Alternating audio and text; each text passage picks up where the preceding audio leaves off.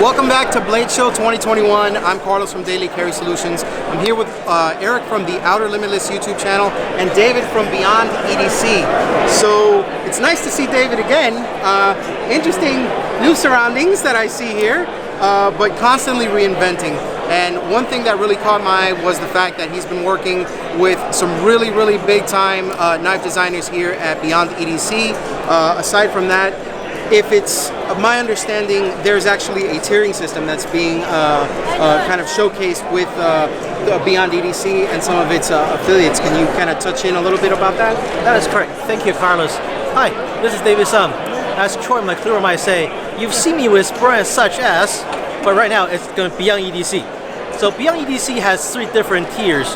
First one is Byond EDC, and that's our working knife. We're using with G10, Micarta, you have D2 and Vg10, and we're trying to keep this at a very affordable level for access. Then the next up, we have asymmetrical. Asymmetrical is our enthusiast level, dealing with titanium, acidified VN, and designers such as us. And this is Terramundi, our collector level, more of a limited edition. So every single design we bring out in Terramundi will be a limited edition, and we'll strive to make every single edition something different. So you will never buy the same knife again and again, and you will find that each different serialized edition will have something different to differentiate it from what came before. So David, thank you for going ahead and reviewing some of the tiers of the different knives that you guys have in production. I noticed, but that's only half of the table. So checking out the other half of the table, you mentioned off camera that these are a lot of prototypes. So this is likely the first time that people are actually going to be seeing some of this on camera.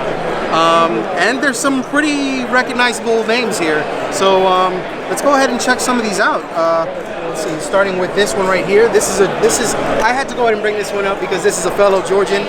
This is Dylan Mallery's design. Absolutely. It is called Ray. And it is, I believe, one of the best design to come from Dylan Mallery, and I may be biased because it is our design. But as you can see, it has a integral tie frame with carbon fiber insert. It will feature an M390 blade with a thumb slot for opening.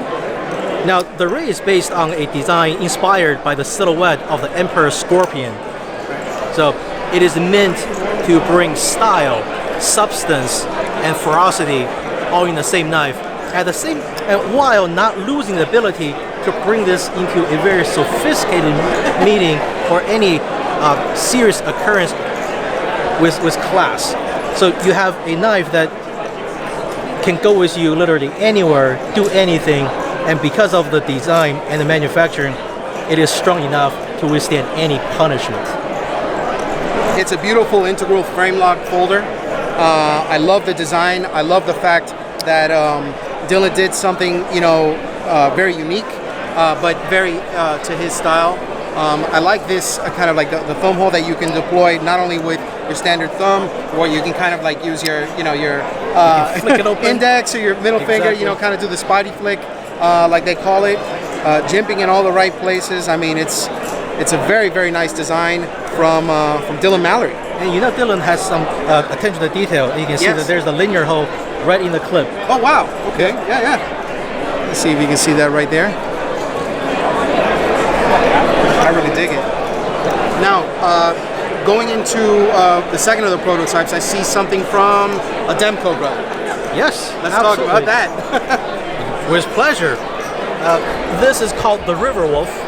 It is designed by John Demko, who is the half of the Demko knives. And this one, I think, has a very stylized flair that belongs uniquely to the Demko brothers.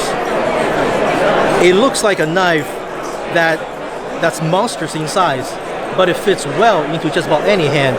I have a pretty small hand, so it fits really well, and ergonomically, everything fits. And your hand is bigger than mine, but it also fits really nicely into your hand. All the points, all the surfaces, you grip just right. So it looks like a rough and tumble knife, but when you hold it in your hand, you notice that all the finer details have been exquisitely attentively paid attention to and resolved. So this knife, it's something that it's monstrous, but it's also very delicate. Combining that, both the hard, how should I say, combining both a hardened exterior with a very sophisticated interior into one knife. And of course, this will be part of the Terramundi series. So for the first 200, it will be with the flat grind as with the original. However, once we finish with the first batch, the second batch, I'm talking with John right now, we're going to do something different that would differentiate it from that first batch. And if we go forward with it, it will do something different with each batch that will make that, so if you buy a one from each batch, they will not be the same knife, and they'll be very distinctly different about each one of them. Nice. I really like the fact that because of the fact that when you first see a Demko knife, you see it, and it almost looks a bit. I don't want to say overbuilt, but it looks are very deceiving. You see it as a large knife, and I'm somebody who generally carries a mid to a smaller size knife, even though I don't have knife restrictions where I live.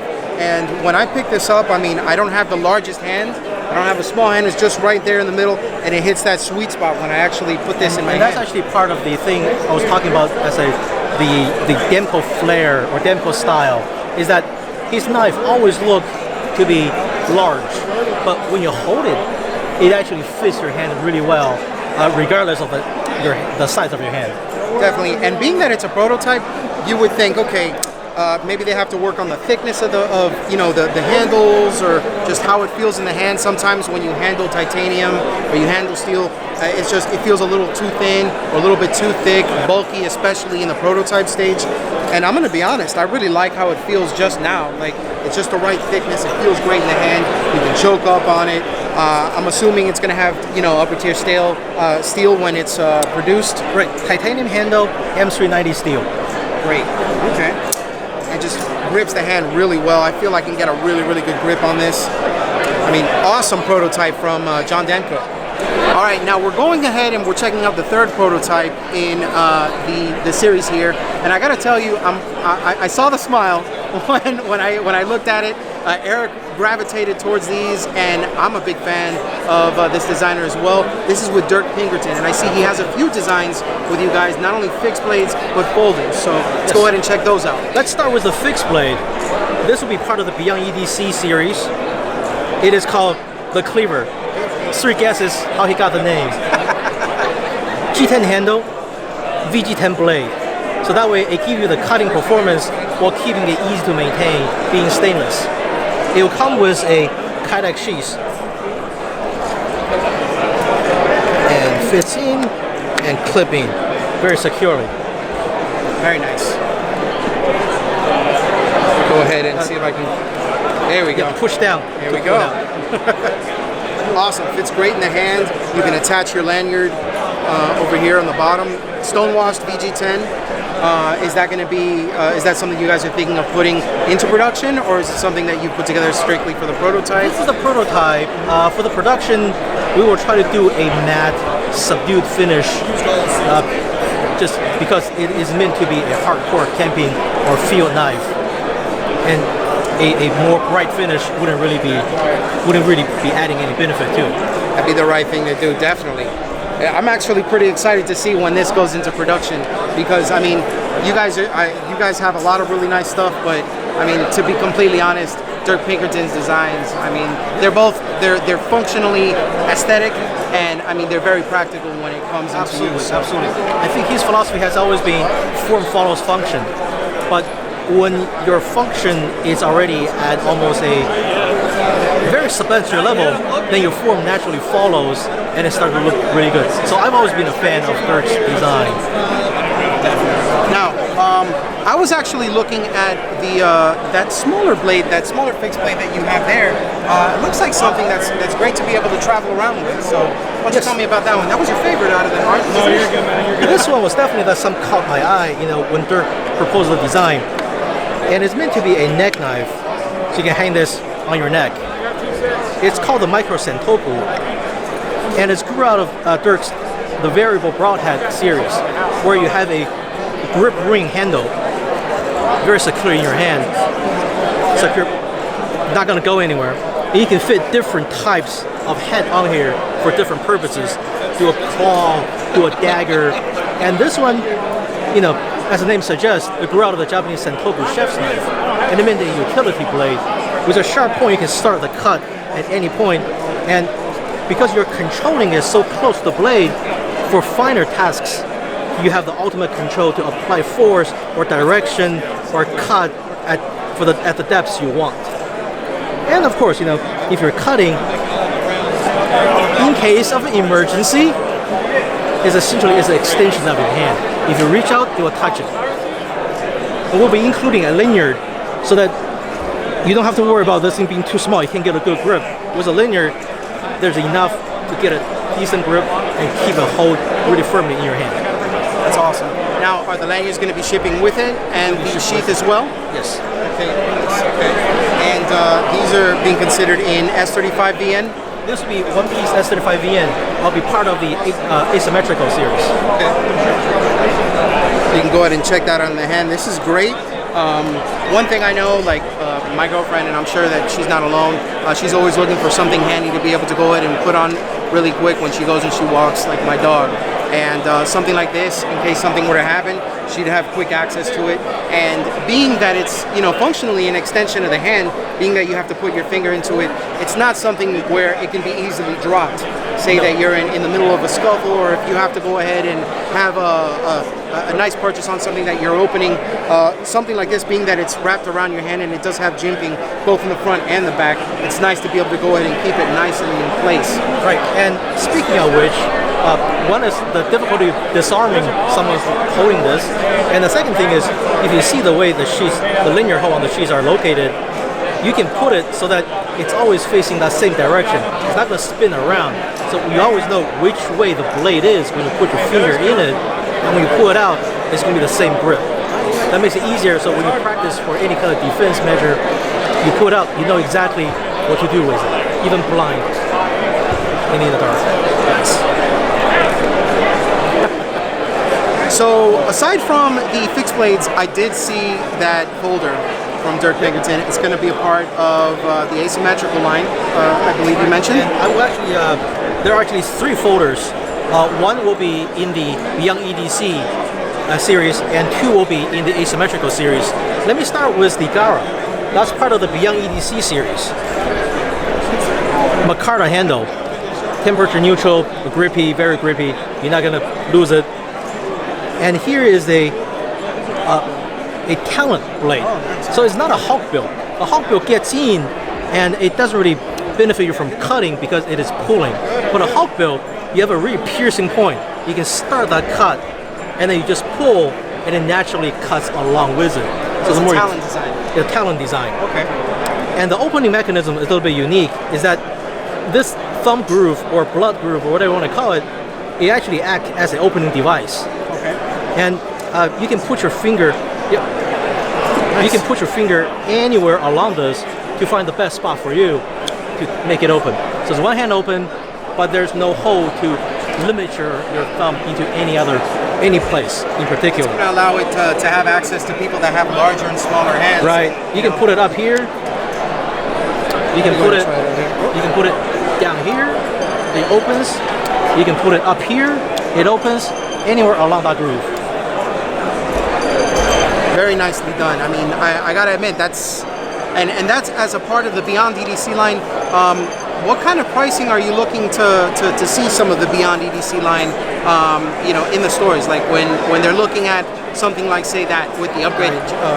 So at this point, I can only give you a rough idea because each knife will obviously be different. So for Byond EDC series, our guideline is that it should be below $100, and for asymmetrical, $125 to $250, depending on material, design, and difficulty to manufacture. And for the Terramundi, that's actually a little harder to answer. All I can say is $250 and above, because number one, it'll be limited edition, and 2, it will be some of the more selective designs that we use. So manufacturers play into it, but that's our general pricing guideline, and it will obviously be different with each knife that we put into the series. All right. right, that's awesome to know. Now, I'd actually like to see that that design right there. That one really caught my eye from Dirk Pinkerton as well. So this one's called the Contact. It is actually based on the Pesh Capez blade.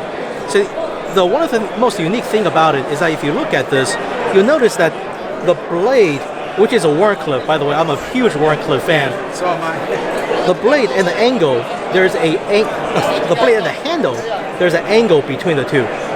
So that when you hold the knife naturally, this blade is naturally aligned with the surface you want to cut. You don't have to change your hand, but you just put it naturally down and you're cutting it. A consummate gentleman's tactical knife, this would not feel out of place in a three-piece suit or a sport coat or any place you need to be prepared and yet look your best. So style and functionality in one, and I think it kind of speaks to what Dirk means that form follows function, but he's not ignoring form for function. He's combining both in one package. Very nicely done, and I really like how. And this is a titanium scale right here. Yes, titanium. You can see like the milling on both sides. I mean, beautiful design. Fires out very nice, especially for being a prototype. Pretty light. Pretty light. I like it. I really like it. And one thing I've noticed with a lot of these knives that are coming out now, and I'm glad to not see it on here, is that there is a little bit of contouring, you know, so that you kind of feel that dimension in the knife, and it doesn't feel flat and almost dull in your hand. I hate to have to say it like that, but there seems to be a lot of knives that take a lot more attention into aesthetics than to actual functionality and practicality. And it's really nice to see somebody like Dirk, you know, putting design after design out into the market that really melds the two, and it comes from somebody that has prior experience, you know, not only designing knives and designing beautiful knives, but designing functional knives. So it's great to see something like this. I'm a huge fan of the Warncliffe blade as well, and I'm really looking forward to seeing this out on retailers. I'm assuming, like Byond EDC, it's going to be out on retailers like Blade HQ. And are there any other companies that people would be able to see some of these knives once they are available? You see them in brick and mortar shops. You see them on online shops. We are definitely open to any dealer that want to work with us. You know, we are here, and give us a call and give us an email, give us a holler, and we'll definitely answer. So I saw one more knife in this collection, and I am going to assume by how it looks it is a Demko design. Okay, maybe I'm wrong, but I saw it and I have to get something on camera with it. So David, show me that knife. It is actually a Pinkerton design. Okay. It's called the Chunk. And look at the name, I think it's very apparent where the name came from. But you can see, I can see where you think that the broad blade is very similar to something that the Demko brothers would do. So the Chunk, you have your titanium handle, which is slightly contoured. You have your S35VN blade. There is I don't know if I can show this on camera, but there is a internal lightning cut in the titanium handle, so that even though it is only titanium, it is actually lighter than it looks because of that. The balance is great. Opens super quick, whether using the flipper or use the thumb stud right there. So short, stout, and it's a handful. Very nice. And this is called the Chunk. That is too funny. Beautiful knife though. And it fits very well in the hand again. Both extensions on either side, on either end of the handle, prevent your hand from slipping out. So very secure grip. I felt that. I mean, here's a front and a rear look, as well as a deployed look. And now my hands are not the biggest hands, but you know they fill most knives well. And as you can see, it fits just right. It does not feel like it's cramped in there. I don't feel any hot spot from the clip, and it's very well done. Kind of unique thumb studs there. It has a little flavor to it. Definitely. Very nice. And this is a Pinkerton design. It's a Pinkerton design. All right. Sorry, Dirk. I apologize. And but yeah, some really nice stuff that you have here over at not only Byond EDC but Asymmetrical. And I mean, I really look forward to seeing some of this stuff here in the company. Thank you very much. We expect these to be available by the second half of the year, and we look forward to bring this to the market and just share these wonderful designs with everyone. Very nice. Thank you so much for taking your time, David. Thank you. I'll see you around. Absolutely. The Pinkerton? Yeah, the Pinkerton's good. Going to be released in a schedule? Mid-August.